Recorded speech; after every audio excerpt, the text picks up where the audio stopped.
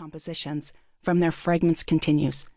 Up to date, some of them having already been returned to the temple. Architecture of the church. The Church of the Dormition in the Volotovo field is built of boulders, local chipped plates, and large bricks. A distinctive feature of the masonry is its accuracy, which is not typical of Novgorod. The plan of the church is close to a square, with the side about 7 meters. In the eastern part, there is a low rise but impressive apse. In the north and west, there are vaulted porches. The temple has a variously shaped roof, providing a gradual transition from the cubic volume of the main body of the building to a wide cylindrical drum and helmet-like dome. In Novgorod, such churches date back to the turn of the 12th and 13th centuries and were used even in the 15th century. The Volotovo Church has a number of peculiarities. The appearance of the Dormition Church in Volotovo features clear-cut and simple shapes. The facade of the church corresponds to the roof shape. Their tops are made in the form of 3 double arcs ending with a toot-head eave. There are no other elements decorating the window and door apertures or the apse. You will also find the projections called pilaster strips, a dividing facade wall into vertical sections, a very typical architectural detail.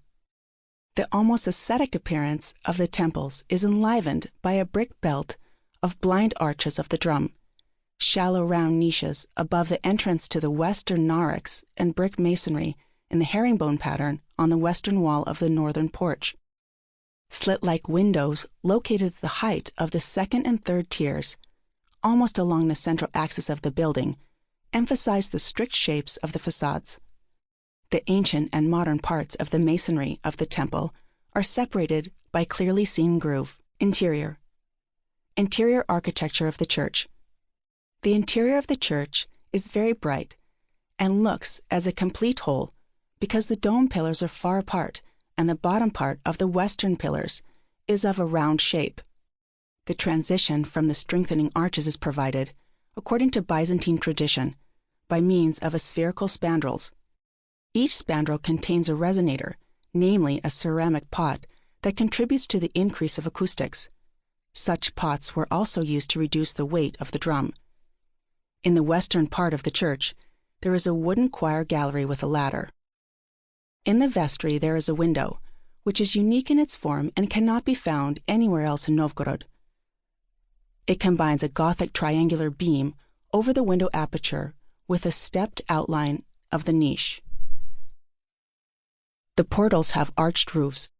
On the door jambs of the western and southern portals, there are deep grooves for the locking bars. The northern entrance to the church is narrow. It does not have a groove because it was locked from the inside. Today it is hard to imagine that only 75 years ago, all the walls of the temple were covered with frescoes.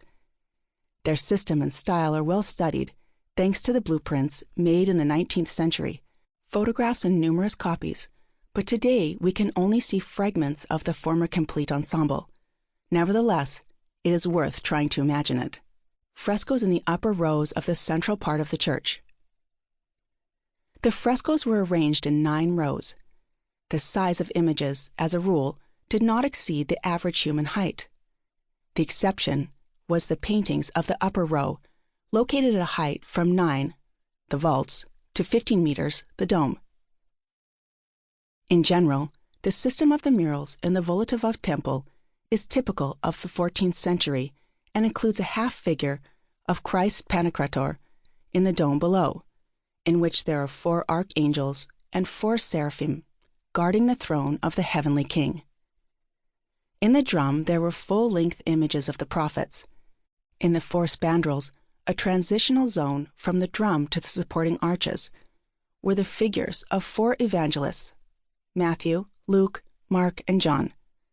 On the outer curves of the arc, there were Christ Emmanuel, Christ in his youth, and the Savior, image not made by hands.